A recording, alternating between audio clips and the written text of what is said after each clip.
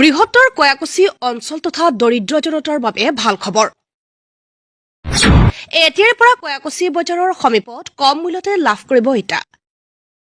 সপোনৰ এখন ঘৰ সাজিব বিচাৰিছে, কিন্তু ইটাৰ অত্যাধিক মূল্যৰ বাবে থমকি ৰবলগীয়া হৈছে।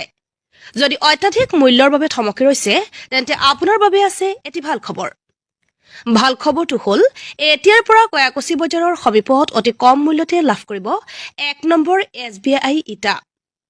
বৃহত্তৰ কয়াকুছি অঞ্চল তথা দৰিদ্ৰ জনতাৰ বাবে এই ভাল খবৰ লৈ আহিছে উদীয়মান যুৱক তথা সংবাদকৰ্মী আৰছাদ আলীয়ে। কয়াকুছি কলেজ তিনিআলিৰ পৰা পুতলাৰ তাৰি জাৰাবাৰী পথত উপলব্ধ হ'ব উন্নতমানৰ এই SBI ইটা।